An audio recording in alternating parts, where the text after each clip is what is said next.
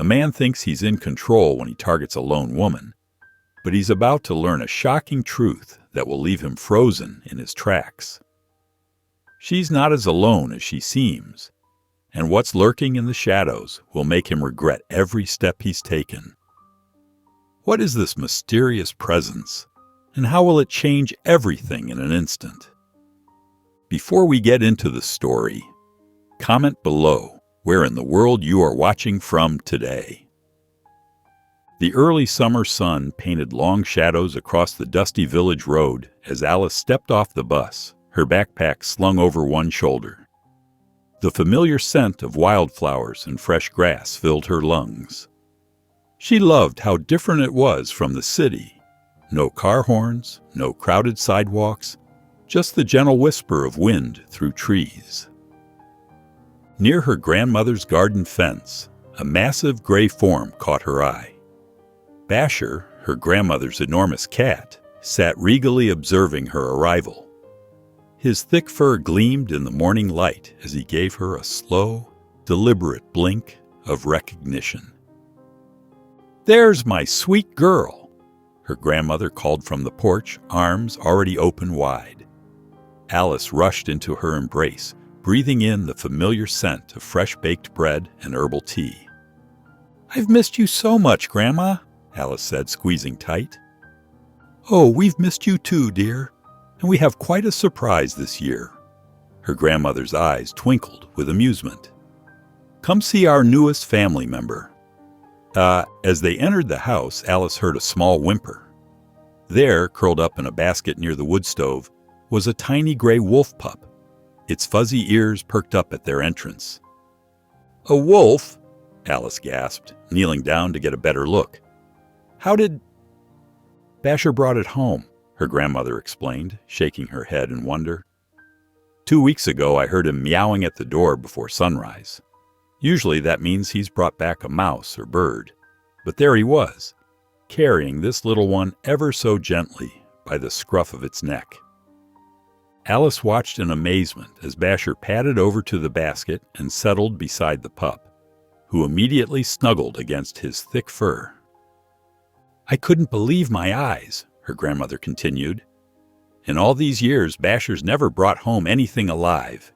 He's always been more interested in chasing things away than bringing them home." Alice reached out slowly, letting the pup sniff her hand. Its tiny pink tongue darted out to lick her fingers, making her giggle. "It's so friendly." "That's the strange part," her grandmother said.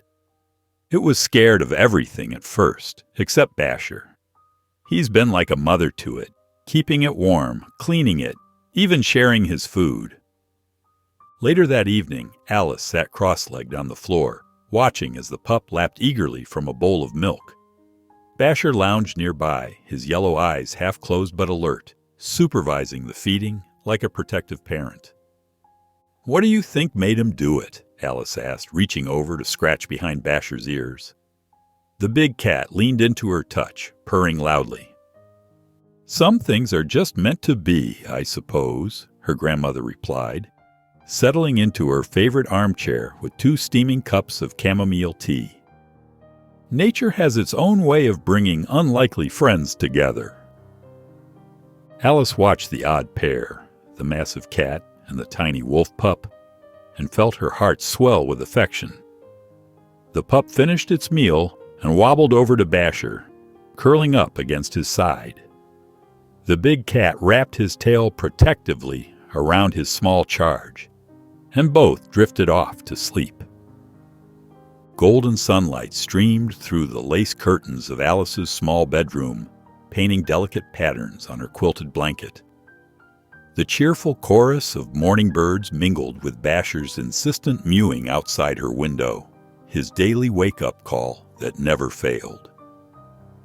In the kitchen, her grandmother was already busy at the stove, the smell of fresh coffee and toasted bread filling the air. The wolf pup sat attentively near the table, its gray tail thumping against the wooden floor as Alice entered. "Someone's eager for breakfast," her grandmother said with a smile, sliding a plate of eggs and toast in front of Alice. That little one's been watching me cook since dawn." After breakfast, Alice headed out to collect eggs from the chicken coop, the pup trotting close behind her. Basher followed at a distance, his yellow eyes scanning the property as he kept watch over his unusual charge. Every few steps he would pause to make sure the pup wasn't wandering too far. The wolf pup pressed against Alice's ankles as she gathered eggs, its behavior more like a friendly puppy than a wild animal. "You're such a sweetie," Alice cooed, reaching down to scratch behind its ears. "I think I'll call you Shadow, because you follow me everywhere like one." From the kitchen window, her grandmother watched with a mixture of fondness and concern. "That pup sure is taken to you," she said, when Alice returned with the egg basket. "Though we should remember it's still a wolf, not a pet dog." Throughout the morning, Alice observed how Basher cared for Shadow. The massive cat would wait patiently while the pup ate from his food bowl, sometimes even nudging the choicest bits toward the little wolf. When Shadow dozed in the sun, Basher would settle nearby, alert and protective. Most touching was how he would groom the pup, just as a mother wolf might do. As afternoon approached, Alice and her grandmother sat at the kitchen table, watching Shadow and Basher play in the yard. "What do you think we should do about Shadow?" Alice asked, voicing the question that had been on her mind. "Should we tell the ranger?" Her grandmother sighed, stirring her tea thoughtfully. "That might be the responsible thing to do. Rangers know how to handle wild animals." "But Shadow's different," Alice protested gently. "Look how well he gets along with Basher. He's so gentle." The conversation paused as they watched Shadow curl up next to Basher on the porch, the unlikely pair basking in the warm afternoon sun. Alice joined them, settling into the old wooden rocking chair. She stroked both animals, Mem. Under the sprawling oak tree, Alice watched with delight as Shadow attempted to copy Basher's hunting stance. The wolf pup's legs had grown stronger over the past few days, and his once wobbly movements were becoming more coordinated. He crouched low, just like Basher, his small tail straight out behind him. "Look at you two," Alice said softly, noticing how Shadow had filled out since his arrival. His gray coat was shinier now, thanks to regular meals and Basher's dedicated grooming. The pup's eyes were brighter too, full of playful energy. Her grandmother joined them, settling onto a wooden bench nearby. "You know," she began, her eyes twinkling, "this isn't the first time wild animals have found their way into village life. Old Mrs. Peterson used to feed a family of foxes that lived under her porch. They kept the mice away better than any house cat." "Really?" Alice leaned forward, eager to hear more. "Oh, yes. And Mr. Johnson once nursed an injured hawk back to health. It still visits his garden sometimes." Her grandmother smiled at Shadow, who was now play-fighting with Basher's swishing tail. "Nature has its own way of bringing unlikely friends together." Alice beamed at the sight of Basher teaching Shadow to stalk through the grass. "They're so perfect together. Who would have thought Basher would become such a good teacher?" Later that afternoon, they ventured into the forest to gather mushrooms. Shadow trotted confidently alongside them, occasionally sniffing at interesting spots but never straying far. Basher maintained his usual vigilant watch, leading the way down the familiar path. Alice noticed how Shadow seemed both excited and cautious in the forest. The pup would investigate fallen logs and rustle through leaves, but always kept Alice or Basher within sight. His tail wagged whenever Alice called him, and he'd come bounding back immediately. As they filled their basket with carefully selected mushrooms, Alice felt a twinge in her heart. Summer was passing quickly, too quickly, and soon she would have to leave this peaceful place, returning to the city and leaving Shadow behind. She watched the pup playfully chase a butterfly, his movements so much more graceful than when he first arrived. The sky began to turn orange, painting the forest in warm hues. From the direction of the house, her grandmother's voice carried through the trees, calling them home for dinner. Alice gathered her basket, and the trio started their journey back, with Shadow bouncing between her and Basher as they walked through the twilight-touched forest. The morning sun streamed through the kitchen windows as Alice helped her grandmother prepare breakfast. The familiar scent of coffee and fresh bread filled the air, while Basher lounged by the fireplace, his loud purring mixing with the crackling flames. Near the door, Shadow contentedly gnawed on a bone, occasionally glancing up to make sure everyone was still there. The mail arrived with a thud through the letter slot. Alice picked up the small stack, and her heart sank as she recognized her school's letterhead. Opening it, she read the reminder about the upcoming semester preparations. "I have to head back next week," Alice said softly to her grandmother. "But I promise I'll come visit on weekends. I can't bear the thought of not seeing Shadow and Basher." Her grandmother nodded understandingly. "They'll be here waiting for you, dear." As Alice headed out to collect eggs, Shadow immediately abandoned his bone and trotted after her. At the chicken coop door, he tried to squeeze in behind her. "Oh, no, you don't," Grandmother called from the porch, trying to hide her amusement. "The chickens have enough excitement without a wolf visiting them." Shadow sat obediently outside the coop, his tail thumping against the ground as he waited for Alice. When she emerged with her basket of eggs, his whole body wiggled with joy. After finishing her chores, Alice couldn't resist Shadow's playful energy. "Want to run?" she asked, and the pup's ears perked up. She took off across the yard, and Shadow bounded after her, showing off his growing speed and agility. His paws barely seemed to touch the ground as he darted and weaved around her, yipping with pure happiness. From her rocking chair on the porch, Grandmother noticed Basher's unusual behavior. The large cat sat stiffly at the top of the steps, his tail twitching as he watched Alice and Shadow play. His usual relaxed demeanor had shifted to something more anxious, as if he understood that changes were coming. Later that evening, Alice and her grandmother sat at the kitchen table with a calendar between them. "I can come back next Saturday," Alice said, circling the date. "The morning bus gets here at 8. "Perfect," her grandmother replied, patting Alice's hand. "We'll all be waiting right here for you." In her bedroom, Alice began sorting through her clothes, carefully folding each item and placing it in her suitcase. The setting sun cast long shadows across her bed as she packed, her heart growing heavier with each item she put away. The morning dew still clung to the grass as Alice hugged her grandmother goodbye. Basher sat regally by the fence, his tail wrapped around his paws, while Shadow whimpered softly beside him. Alice knelt down to give them both one last pat.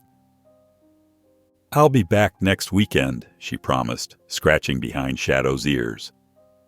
The wolf pup pressed his nose against her hand, his eyes full of trust. The bus's engine hummed as Alice climbed aboard, finding a window seat that faced her family. As the vehicle pulled away, she pressed her hand against the glass, watching the three figures grow smaller until they disappeared around a bend in the dusty road. Fields and forests rolled past the window, but Alice barely noticed them. Her thoughts kept returning to Shadow and Basher. Would the pup be okay without her? Would he understand that she was coming back? She pictured him waiting by the garden gate, looking for her. "At least he has Basher," she whispered to herself, remembering how the big cat had taken Shadow under his protection. The unlikely pair had become inseparable. Back in her hometown, Alice's days filled with familiar routines. She attended classes, did her homework, and helped her parents with chores. But during quiet moments, her mind would drift to her grandmother's village. She'd catch herself wondering what Shadow and Basher were doing, if they were playing in the yard or napping in the afternoon sun. Throughout the week, Alice carefully planned her weekend visit. She checked the bus schedule 3 times, wrote down the departure times, and even packed a small bag with treats for Shadow and Basher. Everything was ready. Then, 2 days before her planned trip, disaster struck. A notice popped up on the bus company's website. Route 23 to Mountain Valley Village canceled due to mechanical issues. Service resuming next week. Alice's heart sank. She read the notice again, hoping she'd misunderstood, but the words remained unchanged. She'd promised to return. Shadow would be waiting for her. Spreading out a map on her desk, Alice traced the road to her grandmother's village with her finger. It was a long way, but not impossible to walk. She'd need to leave very early, but she could make it by afternoon. In her room that night, Alice packed her backpack with care. Water bottles, granola bars, a first aid kit, and her most comfortable hiking shoes. She studied the map one more time, memorizing the route, and set her alarm for sunrise. Lying in bed, she thought of Shadow's wagging tail and Basher's watchful gaze. She wouldn't let them down. No broken-down bus was going to stop her from keeping her promise. The sun barely peeked over the horizon as Alice shouldered her backpack and started down the familiar road to her grandmother's village. The morning air felt crisp and clean in her lungs. Tall pines stretched toward the brightening sky, their branches swaying in the gentle breeze. Birds called to each other in the canopy above, and somewhere in the distance, a woodpecker tapped out its morning rhythm. Alice's footsteps crunched softly on the gravel shoulder of the road. The forest's peaceful atmosphere helped calm her nerves about the long walk ahead. The sound of an approaching vehicle broke through the morning quiet. Alice moved further onto the shoulder, but the car swerved erratically. Her heart leaped into her throat as she jumped into the ditch, the vehicle missing her by inches. The sharp scent of burning rubber filled the air as the car screeched to a halt. The engine revved as the car reversed toward her. 2 men peered out the windows, their faces flushed and their eyes unfocused. The driver waved at her with an unsettling grin that made her stomach turn. "Hey there, pretty girl," he called out. "Need a ride?" "No, thank you," Alice said firmly, though her voice shook. "I'm fine walking." "Don't be like that," the passenger slurred, opening his door. "We're going your way." Before Alice could run, the passenger grabbed her arm roughly. She tried to pull away, but his grip was too strong. Together, the men forced her into the back seat, ignoring her protests and struggles. The car lurched forward, tires spinning on the gravel. Tears streamed down Alice's face as she watched the trees blur past the window. She whispered a quiet prayer, hoping someone would find her, hoping Basher's uncanny intuition would somehow sense she was in trouble.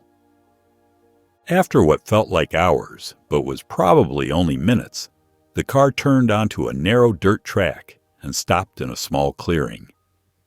The men yanked her out of the car, their grips bruising her arms.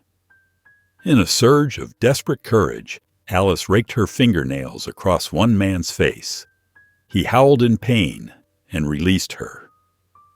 She bolted into the trees, branches whipping at her face as she ran. Behind her, she could hear the men shouting curses and crashing through the underbrush. Her lungs burned as she pushed herself to run faster, deeper into the forest. Alice's back pressed against a rough tree trunk. The 2 men advanced toward her, their faces twisted with anger. Her legs trembled as she searched desperately for an escape route, but found none. "You'll pay for scratching me," one man snarled, lunging forward with outstretched hands. Suddenly, a fierce growl split the air. A gray blur launched from the underbrush, and 18 pounds of furious feline slammed into the first man's chest. Basher's claws raked across his face and arms as the man stumbled backward, screaming. Before Alice could process what was happening, another shape burst from the forest. The wolf pup, now nearly twice the size it had been when she left, clamped its powerful jaws around the second man's leg. The man howled in pain. trying to shake the determined animal loose. Alice's mouth fell open in shock. She couldn't believe her eyes. Somehow, her faithful companions had found her. Basher's yellow eyes blazed with protective fury as he continued his assault, while the wolf pup growled deeply, refusing to release its grip. "Get this crazy cat off me!" the first man yelled, finally managing to shove Basher away. The massive cat landed on his feet, fur bristling, and immediately crouched for another attack. The second man kicked out wildly, finally dislodging the wolf pup. Blood trickled down his leg where the pup's teeth had torn through his pants. Both men scrambled toward their car, throwing terrified glances over their shoulders at the animals that stood guard in front of Alice. They jumped into the vehicle, but when the driver turned the key, the engine only sputtered and died. He tried again and again, growing more frantic as Basher stalked toward the car, tail lashing menacingly. "Forget it!" the passenger shouted. They abandoned the car, stumbling and running into the forest, leaving behind a trail of curses and crashing branches. Alice's knees gave out, and she sank to the ground. Basher and the wolf pup immediately rushed to her side. She wrapped her arms around them both, burying her face in Basher's thick fur as grateful tears spilled down her cheeks. The wolf pup nuzzled her cheek, while Basher's loud purr rumbled against her chest. After a few moments, both animals gently tugged at her clothes, urging her to stand. They positioned themselves on either side of her, guiding her away from the clearing and deeper into the forest, along a trail that would lead her to safety. The late afternoon sun cast long shadows as Alice emerged from the forest's edge, Basher and the wolf pup flanking her protectively. Her grandmother's house stood in the distance, a beacon of safety after her terrifying ordeal. Her hand still trembled slightly, and she paused to take several deep breaths. "I can't tell her," Alice whispered to her animal guardians. "It would only make her worry." At the front door, Alice smoothed her hair and wiped her dusty hands on her jeans. She slipped into the bathroom first, splashing cool water on her face and checking her reflection. Her eyes were still a bit red, but she managed a small smile. "There you are," Grandmother called from the kitchen. "I was wondering when you'd get back from your walk. Would you like some tea?" "That would be nice," Alice replied, proud that her voice remained steady. She settled at the kitchen table while Basher and the wolf pup took up their positions on the porch, alert and watchful. The weekend unfolded peacefully. Alice threw herself into familiar routines, helping Grandmother gather mushrooms in the cool morning air, listening to stories about the village's history, and working in the garden. But her eyes kept drifting to her faithful protectors. Every time she looked at them, her heart swelled with gratitude. The wolf pup stayed especially close, sleeping at the foot of her bed and following her every movement. Basher maintained his usual independence but kept a vigilant watch, his yellow eyes scanning the tree line regularly. Monday morning arrived too quickly. As Alice packed her bag, tears welled in her eyes. She knelt between Basher and the wolf pup on the porch, wrapping an arm around each of them. "Thank you," she whispered, her voice thick with emotion. "You saved my life. I'll never forget that." The bus rumbled up the dirt road right on schedule. Alice hugged her grandmother tightly, then climbed aboard. Through the window, she waved at the trio on the road, her grandmother smiling warmly, Basher sitting tall and dignified, and the wolf pup with its tail wagging gently. Behind them, the forest stood silent in the morning light, holding the secret of her rescue. The winter sun barely penetrated the thick clouds over the Siberian forest, casting a pale light across the snow-covered landscape. Andrei Mwenko adjusted his heavy wool scarf and zipped his weathered coat up to his chin. The familiar crunch of snow under his boots brought a small smile to his face as he stepped away from his cabin. Living alone in this remote corner of Siberia suited Andrei perfectly. Here, away from the noise and bustle of cities, he found peace in nature's quiet rhythms. His modest cabin, with its smoking chimney and small vegetable cellar, provided everything he needed. Every morning, regardless of the weather, Andrei took his walk through the surrounding woods. The exercise kept him healthy, but more importantly, these solitary journeys renewed his spirit. Today, however, something pulled him toward a less familiar route, a narrow path he rarely explored. The forest seemed different here. The pines grew closer together, their branches heavy with fresh snow. Andrei's breath formed small clouds in the frigid air as he carefully picked his way through the undergrowth. The silence was absolute, broken only by the occasional creak of ice-laden branches. Then he heard it, a sound so faint he almost missed it. A weak, plaintive cry carried on the winter air. Andrei stopped, tilting his head to listen. There it was again, coming from somewhere beneath a fallen log. Moving slowly, he approached the source of the sound. His eyes widened as he pushed aside some frost-covered branches. There, huddled against the rough bark, lay a tiny wolf pup. Its eyes were barely open, its gray fur dusted with snow. The little creature trembled violently, letting out another pitiful whimper. Andrei's heart clenched at the sight. The pup was clearly newborn, far too young to be alone.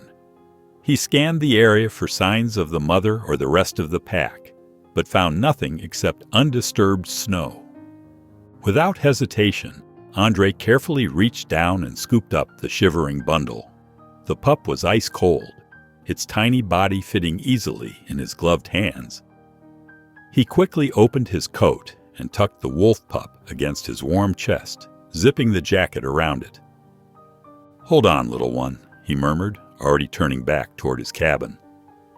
The pup pressed weakly against his chest as Andrei quickened his pace through the deep snow, knowing every moment counted in the race to warm the fragile creature. Andrei burst through his cabin door, his breath coming in quick clouds. He gently removed the trembling wolf pup from inside his coat and placed it near the crackling fireplace. His hands moved swiftly, gathering the softest blankets he owned from the nearby chest. "You need warmth, little one," he whispered, wrapping the tiny creature in layers of fleece. The pup's eyes, barely slits of blue, blinked weakly at him. Andrei cranked up his old space heater, positioning it carefully near the bundle of blankets. He filled a small bowl with water and warmed it slightly over the stove. Using an eyedropper he kept in his first aid kit, he carefully offered drops of water to the pup. Its pink tongue darted out, accepting the liquid with desperate little laps. The pup's whimpers grew softer as warmth finally began seeping into its small body. Andrei watched its sides rise and fall with each breath, amazed at how something so small could stir such powerful feelings in him. He couldn't bear the thought of this fragile creature dying out there in the snow. Reaching for his satellite phone, the only reliable communication this far out, Andrei dialed the number for Dr. Petrov, the nearest veterinarian. The doctor's gruff voice answered on the fourth ring. "Victor? It's Andrei Mwenko. I found a wolf pup in the forest. Newborn, I think. It needs medical attention." The vet agreed to see them first thing tomorrow morning, though he warned Andrei about the challenges of raising a wild animal. Andrei barely heard the cautions. His attention was fixed on the sleeping pup, its tiny paws twitching in dreams. As night fell and the wind picked up outside, Andrei created a makeshift bed, using a cardboard box lined with warm blankets. He placed it close to both heat sources, checking constantly to ensure the temperature remained comfortable. The pup slept peacefully now, its earlier shivers replaced by steady breathing. Andre pulled his chair closer to the box, unable to take his eyes off his tiny charge. Something about this helpless creature awakened a fierce protectiveness in him.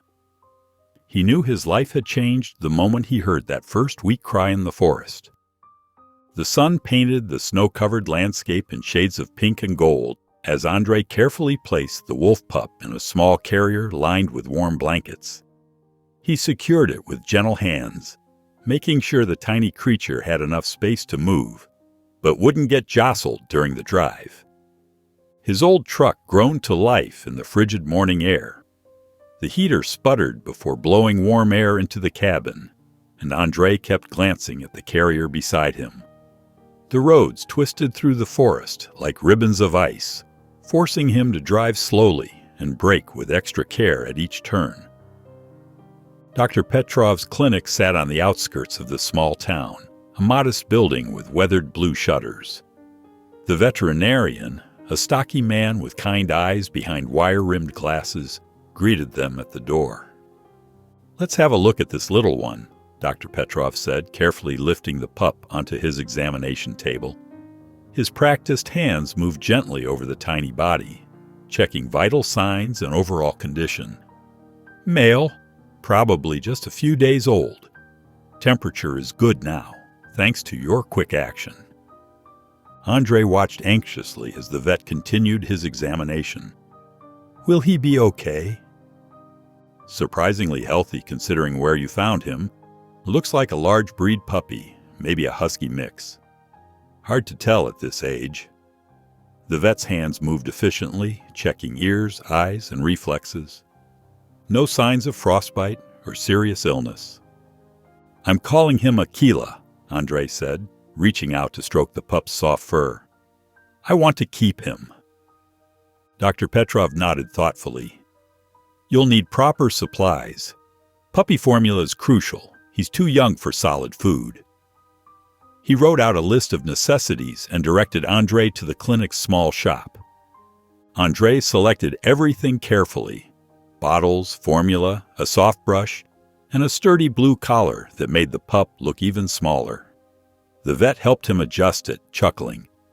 "He'll outgrow this one quickly, but it's good for now." Relief flooded through Andre as they prepared to leave.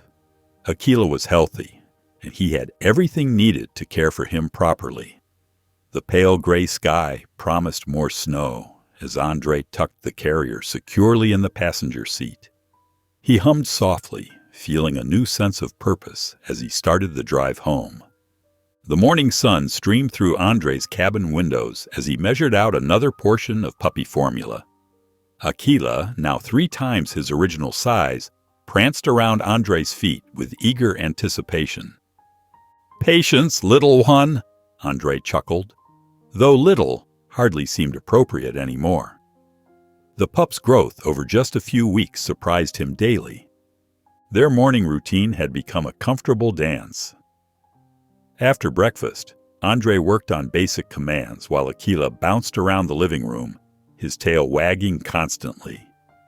"Sit," Andre would say firmly, holding up a treat. Akila's response was always immediate, though his rear barely touched the ground before he sprang up again.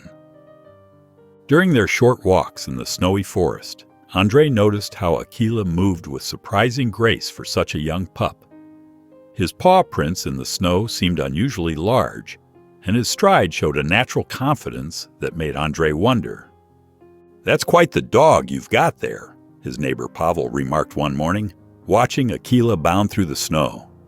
"Must be some husky in him with that coat and size." Another neighbor suggested German Shepherd, pointing to Akila's alert ears and intelligent eyes. But something about these explanations didn't quite fit. Late at night, when the wilderness came alive with distant sounds, Akila would sit perfectly still, ears perked toward the window. The few times they'd heard wolf howls in the distance, Akila's entire demeanor changed. His usual playful energy transformed into something more primal, a stillness that spoke of ancient instincts. Andre spent evenings researching wolf dog characteristics on his laptop, comparing photos to Akila's rapidly changing features. The shape of his face, the set of his ears, the way he moved, all raised questions that regular dog breeds couldn't answer. Finally, Andre decided to seek expert help. He took dozens of photos of Aquila, sleeping, playing, standing alert. He captured close-ups of his face, his growing paw size, his distinctive markings.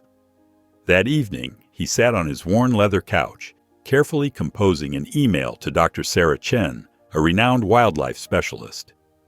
Aquila jumped up beside him, circling 3 times before settling at his feet with a contented sigh. The phone rang just after lunch, startling Andre from his paperwork. Dr. Chen's voice crackled through the line, her excitement evident. "Mr. Mwenko, those photos you sent are fascinating. Could you bring him in for an evaluation? Tomorrow, if possible?" Andre glanced at Aquila, who lay sprawled by the fireplace. "Of course. What time?" The next day, Andre's old truck rumbled down the icy road toward the specialist's practice in the nearby city. Aquila sat in the passenger seat, his head nearly touching the roof despite his young age. His thick gray coat gleamed in the winter sunlight. Dr. Chen's office was modern and pristine, with certificates covering the walls. The moment they walked in, her professional demeanor slipped. Her eyes widened as she took in Aquila's impressive frame. "Oh my," she breathed, approaching slowly. "He's even more remarkable in person." She spent the next hour examining Aquila thoroughly. Her hands moved expertly over his coat, measuring his paw size and checking his dental structure. Aquila remained calm throughout, though his eyes never left Andre.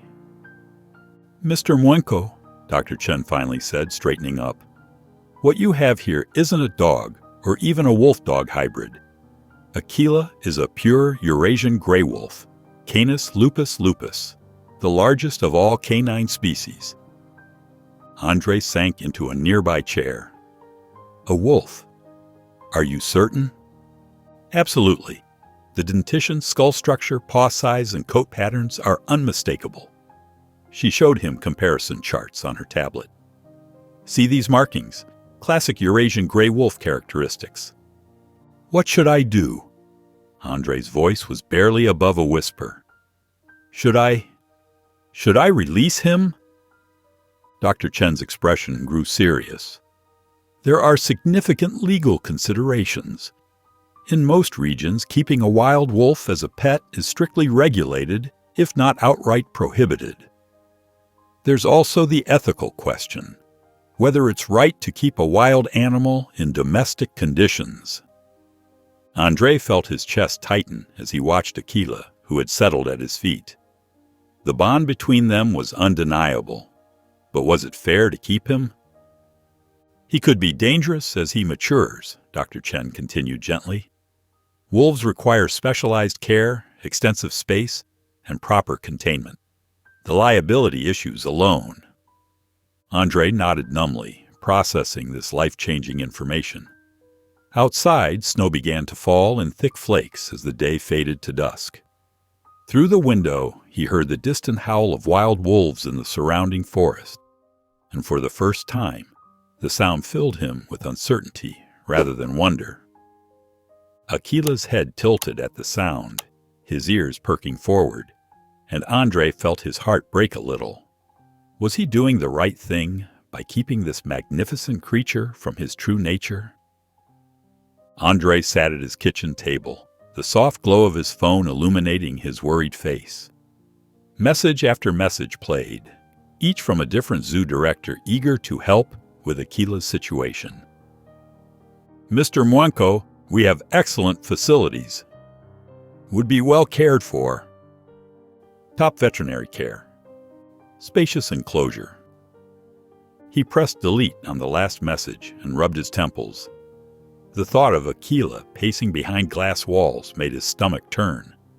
Yes, he'd receive medical attention and regular meals. But would that make up for losing his freedom?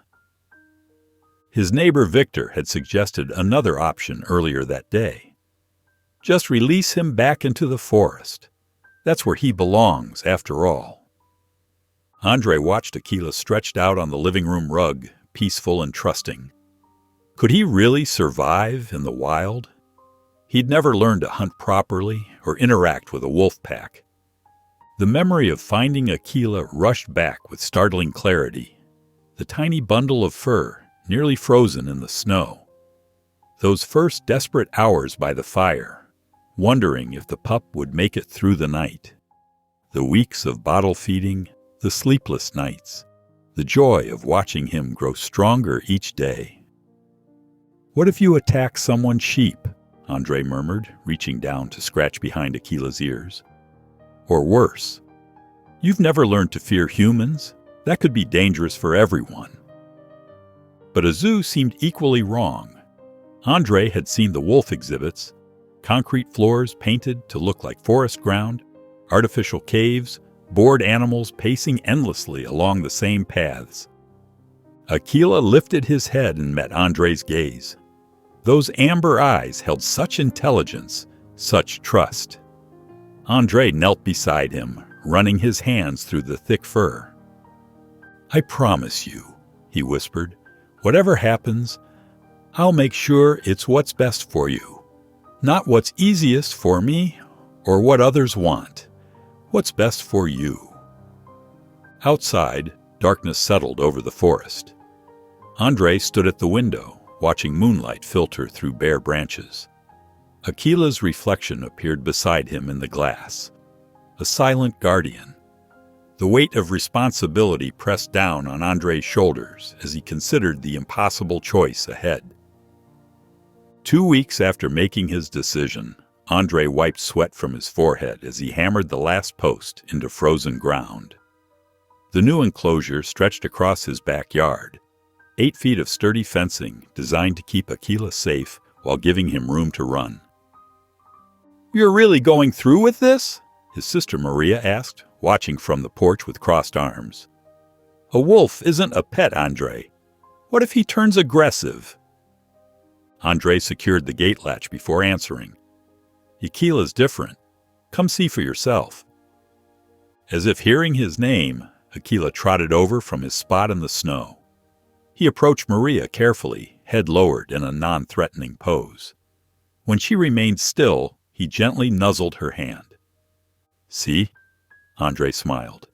"He's got a wild spirit, but he knows family." Over the next few months, more relatives visited.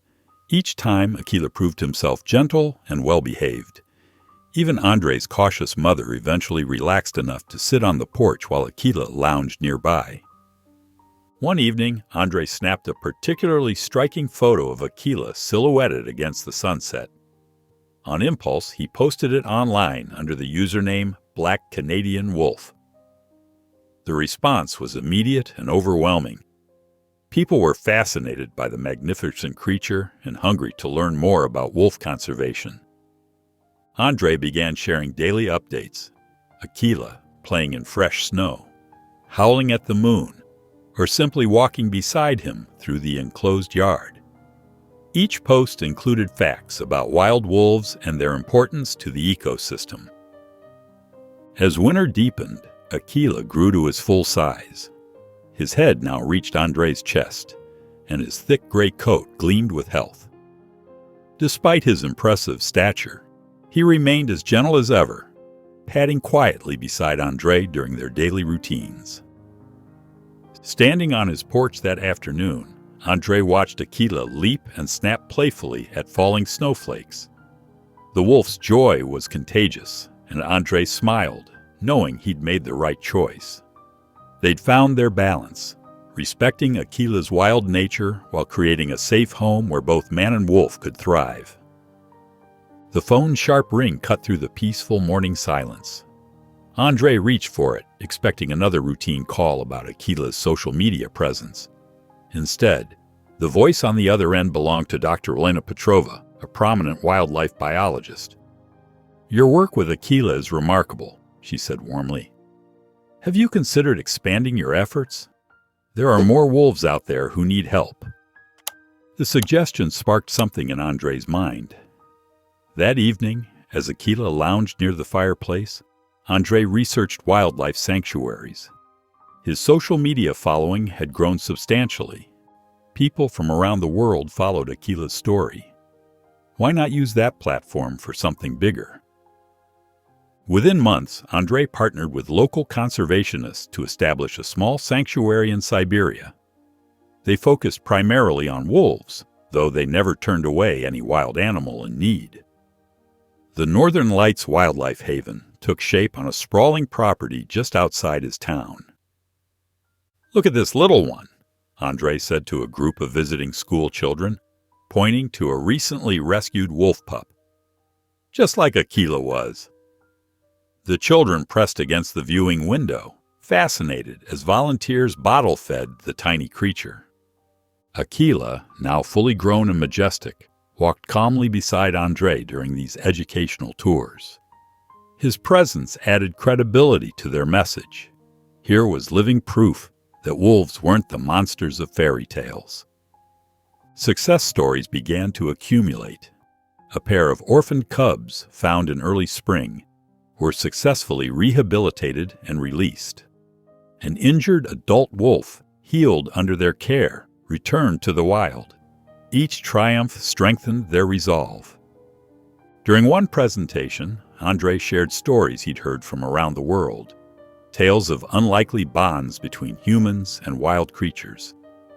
From remote villages in Russia to small towns in Canada, he explained, these connections remind us that coexistence is possible. The sanctuary's opening event drew crowds despite the chilly evening air. Lanterns illuminated the paths between enclosures, and the full moon cast a silver glow over the grounds. Andre stood at the entrance with Akela by his side, greeting each guest with quiet pride. Their small dream had grown into something meaningful, a place of hope for wildlife conservation. In a small American town nestled among rolling hills and dense forests, gray clouds hung low over St. Michael's Church. Cars lined the narrow street as people dressed in black filed silently through the old wooden doors. They came to say goodbye to Allison Parker, a teacher whose warmth and passion had touched countless lives. Allison had been more than just another teacher at Pine Grove Elementary. Her classroom walls had always been covered with her students' artwork and nature photographs she'd taken during her weekend hikes. She'd spent 15 years inspiring young minds, teaching them to see beauty in everything from a delicate spider web to a storm-weathered tree. Inside the church, flower arrangements surrounded a polished oak casket. The scent of lilies filled the air as people dabbed at their eyes with tissues. In the front pew, Dr. James Klaus sat with his head bowed, his shoulders heavy with an unseen weight. As Allison's doctor, he'd watched her decline despite his best efforts. Just as Reverend Matthews stepped up to the pulpit, a collective gasp rippled through the congregation. There, in the doorway, stood a large gray wolf. Its fur was thick and silvery, its eyes alert but calm. People shifted in their seats, some reaching protectively for their children, but the wolf made no threatening moves. With graceful steps, it padded down the center aisle. The congregation held their breath as the creature moved past them, its nails clicking softly against the wooden floor. When it reached Allison's casket, it settled down beside it, as if standing guard. "Oh, my word," whispered Mrs. Henderson, the school principal, her hand pressed to her chest. Dr. Klaus stared at the wolf, his face pale. He gripped the edge of the pew, knuckles white, as if the animal's presence had awakened something painful in his memory. Reverend Matthews cleared his throat, his prepared eulogy momentarily forgotten. He glanced uncertainly between his notes and the wolf, which remained perfectly still except for its steady breathing. "We are gathered here today," the minister began hesitantly, "to celebrate the life of Allison Parker." The wolf lifted its head and released a low, haunting howl that seemed to carry all the grief in the room. The sound echoed off the church's high ceiling, causing several people to shiver. It wasn't threatening. Rather, it felt like a lament, a song of mourning that expressed what everyone was feeling. The minister paused again, his words lost in the wake of the wolf's cry. The congregation sat in stunned silence, watching as this wild creature shared in their grief for reasons they couldn't understand. As the minister continued his eulogy, hushed whispers filled the church. Parents pulled their children closer, and several men shifted in their seats, ready to act if the wolf showed any signs of aggression. "Remember when she helped organize the Nature Photography Club?" someone murmured. The whispered conversation sparked memories among those gathered. Just last spring, Allison had led a group of students through the woods behind the school, teaching them to capture the beauty of wildflowers through their camera lenses. What few knew was that during those hikes she often encountered wildlife, including wolves. 3 years ago, on a solo hike, she had found an injured wolf with its leg caught in an old hunting trap. Instead of running away, she had stayed with the animal, calling for help and speaking softly to keep it calm until wildlife services arrived. The wolf had looked at her with intelligent eyes, seeming to understand she meant no harm. Dr. Klaus shifted uncomfortably in his seat. He alone knew the toll Allison's illness had taken on her body. She'd kept her condition private, wearing bright smiles to mask her pain. Even as her strength faded, she continued teaching, refusing to let her students see her struggle. "Allison Parker," the minister said, his voice steady despite the unusual circumstances, "showed us God's love through her connection with nature.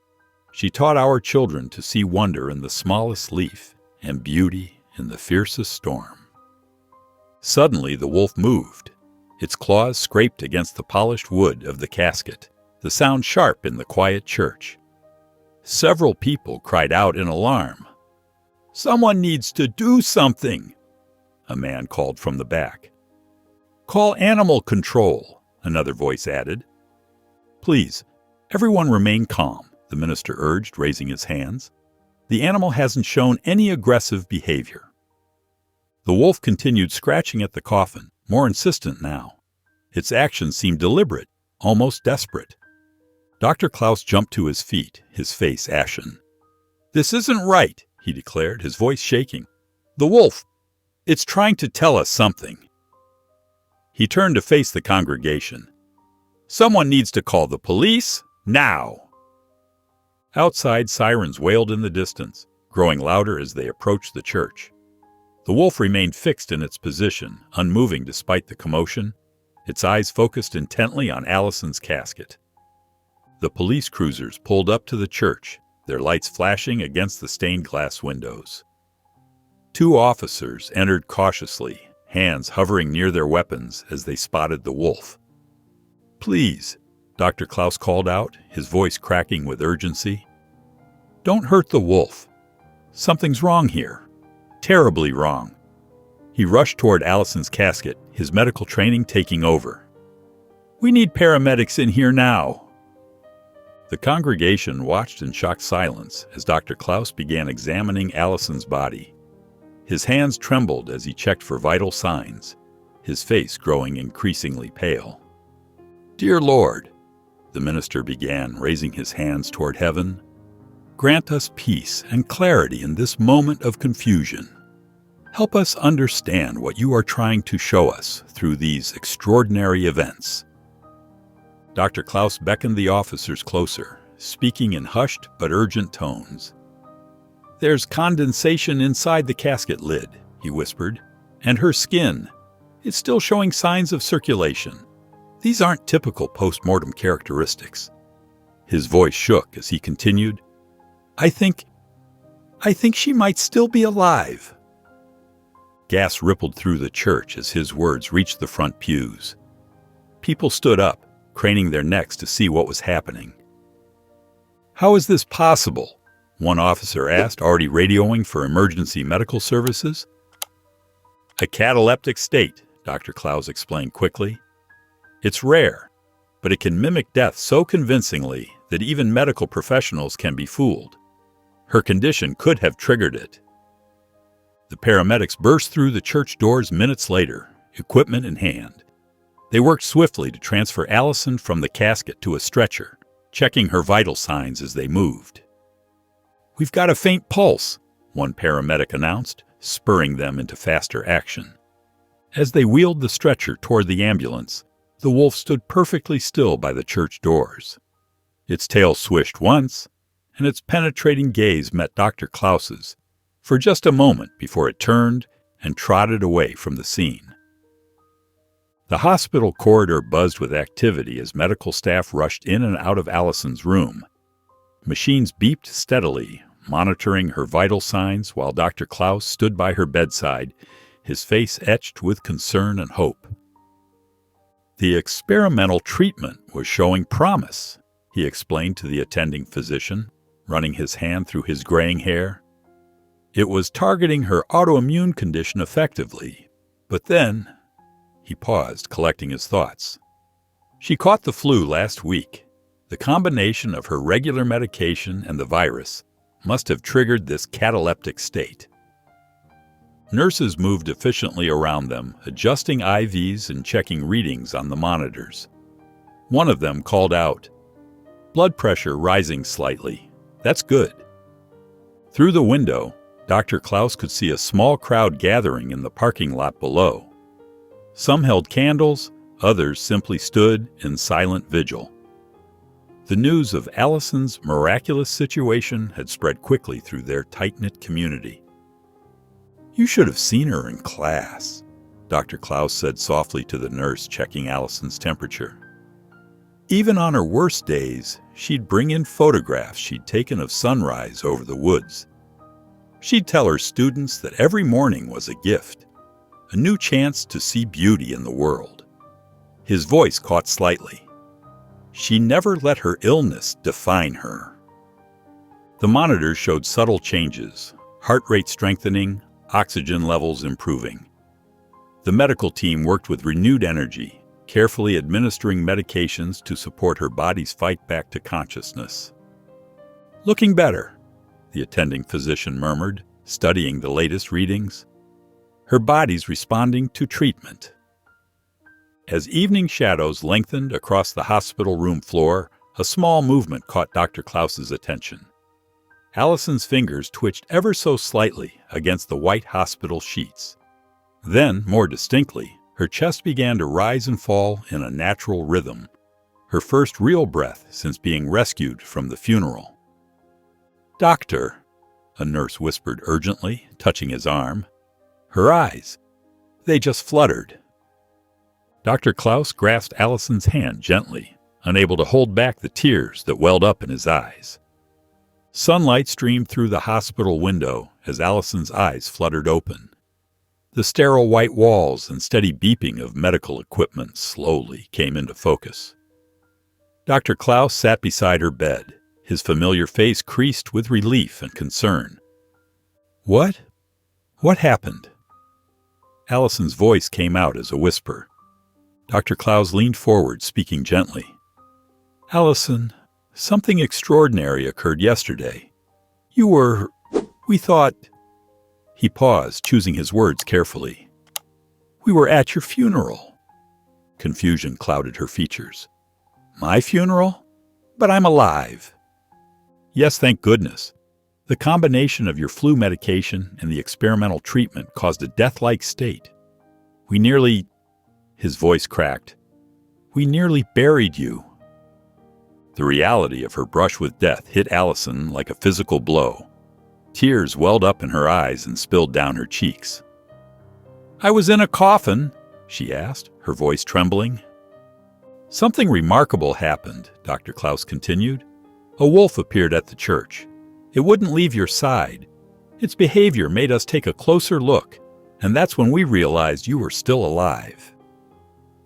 As nurses moved around the room checking her vitals, one smiled warmly. "Your numbers are looking better than they have in months.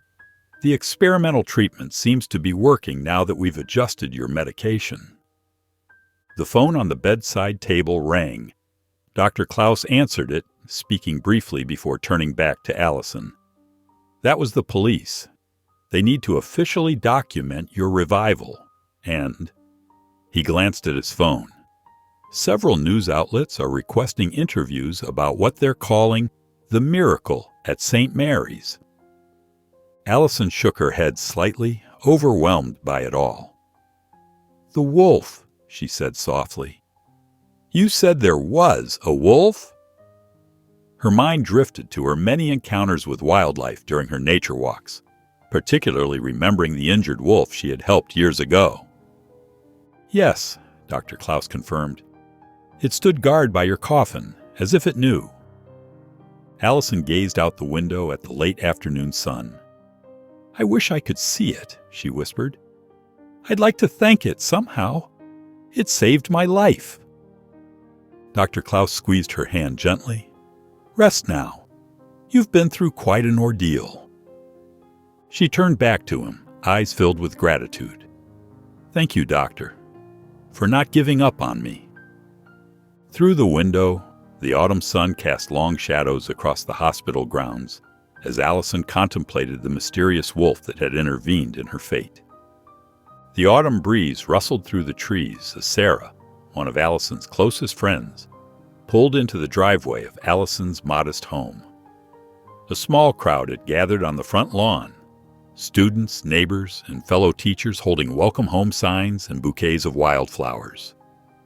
I can't believe how many people are here, Allison said softly, her eyes misting over at the sight.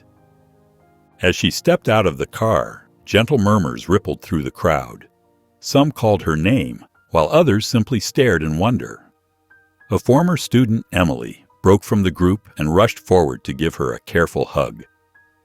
Ms. Thompson, we missed you so much.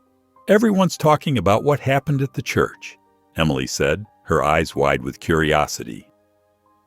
Throughout the afternoon, visitors came and went. The story of the wolf had spread through their small town like wildfire. Mrs. Jenkins from next door insisted it was divine intervention, while Mr. Peterson, the grocery store owner, wondered if someone's pet had gotten loose.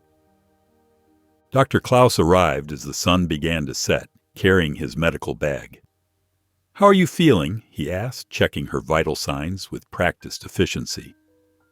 Stronger every day, Allison replied. The new medication seems to be working better.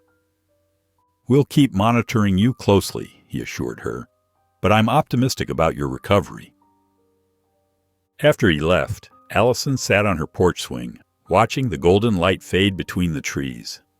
Despite everything, her heart felt full of purpose. She couldn't wait to return to her classroom, to share her love of nature with her students again. Movement at the forest's edge caught her eye. There, standing in the shadows of the pine trees, was the wolf. Its gray coat glowed in the dying light as it watched her with intelligent eyes. Allison's breath caught in her throat. Memories flooded back of a spring morning years ago when she'd found a wolf limping through these same woods. How it had allowed her to approach, to gently remove the thorn embedded in its paw. Was it you? She whispered, slowly rising from the swing. Have you been watching over me all this time? The wolf's ears twitched at the sound of her voice. Carefully, Allison reached for the plate of chicken she'd prepared earlier. With trembling hands, she placed it on the bottom step of her porch. Thank you, she said softly, for saving my life. The wolf stood motionless, its eyes meeting hers across the yard. In them, Allison saw something familiar, a glimmer of recognition that made her heart skip a beat. The morning dew still clung to the grass as Allison stepped out of her house, breathing in the crisp air. Her legs felt steady beneath her, stronger than they had in weeks. The wolf waited at the edge of the woods, its gray coat blending with the morning mist. Just a short walk, she reminded herself, remembering Dr. Klaus's careful instructions about not overexerting herself. The wolf moved ahead, its paws silent on the forest floor. Every few yards, it would pause, turning its head to check on Allison's progress, The morning sunlight filtered through the canopy, creating dappled patterns on the ground. As Allison walked, memories of her classroom flooded back. The excited faces of students discovering new things, their hands shooting up with questions about nature and life. She touched a rough tree trunk, smiling at the thought of teaching again soon. "I have so much more to share with them," she whispered to herself. The wolf's ears twitched at the sound of her voice, and it circled back briefly before continuing on. Meanwhile, Dr. Klaus pulled up to Allison's house for her morning checkup. Mrs. Jenkins, watering her flowers next door, called out to him. "If you're looking for Allison, she went that way." She pointed toward the woods. "With that wolf following her, if you can believe it?" Dr. Klaus's eyes widened. "The wolf? From the funeral?" He hurried down the forest path, medical bag in hand. He found them in a small clearing. Allison sat on a fallen log, the wolf lounging nearby in a patch of sunshine. The scene struck him as remarkably peaceful, nothing like the worried scenario he'd imagined. "Allison," he called softly, not wanting to startle either of them. She turned, smiling. "Good morning, Doctor. I hope you don't mind that I took a walk. I felt strong enough today." The wolf raised its head, but showed no sign of concern at the doctor's presence. "You should be careful," Dr. Klaus said, settling beside her on the log. "We still don't know much about wild animals, even ones that seem different." Allison's eyes met the wolf's golden gaze. "This one saved my life," she said simply. "I trust it completely." The wolf stood, stretching, and began padding back toward the trail. It paused, looking back at them expectantly. "Shall we head back?" Allison asked, rising from the log. "I think our guide is ready." The late afternoon sun cast long shadows across Allison's porch as she sat in her favorite rocking chair. The wolf lay beside her, its chest rising and falling in peaceful slumber. Inside, Dr. Klaus's pen scratched against his notepad as he completed his final checks. Allison's thoughts drifted to the stories she'd heard of other remarkable encounters between humans and wolves. There was the tale from a remote village, where a young girl named Alice had been saved from attackers by an unlikely duo, a massive house cat named Basher and a wolf pup they'd taken in. The two animals had appeared just in time, driving away the men who meant her harm. Then there was Andrei Munko in Siberia, who had discovered a freezing wolf pup in the snow. That single act of compassion led to something greater, a sanctuary dedicated to protecting wolves, with Andrei and his beloved Akila showing the world how humans and wolves could coexist in harmony. And now here she sat, living proof of another mysterious connection. The wolf that had appeared at her funeral, somehow sensing she wasn't truly gone, had changed everything. Without its presence, Dr. Klaus might never have insisted on a second examination. The wolf suddenly lifted its head, ears perked toward the distant tree line. Something in the wilderness seemed to call to it, a whisper only it could hear. "It's remarkable," Allison murmured, watching her companion. "How close I came to." She left the thought unfinished, grateful beyond words for her second chance at life. The screen door creaked as Dr. Klaus stepped onto the porch, his face bright with optimism. "Well, Allison, I have good news. Your recovery has exceeded all expectations.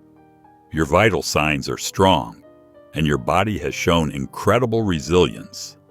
I'd say you're nearly back to full health." Allison smiled, tears welling in her eyes as she absorbed the magnitude of her journey, from a hospital bed to what everyone thought was her deathbed, and now here, alive and well. The wolf rose to its feet, stretching languidly. It turned its golden eyes to Allison, conveying something deep and wordless. In that moment, she felt the thread that connected all these stories, the pure, inexplicable bond between humans and these magnificent creatures. Whether it was a young girl's guardians in a distant village, a man's companion in the Siberian wilderness, or her own mysterious savior, each wolf had demonstrated extraordinary loyalty and compassion.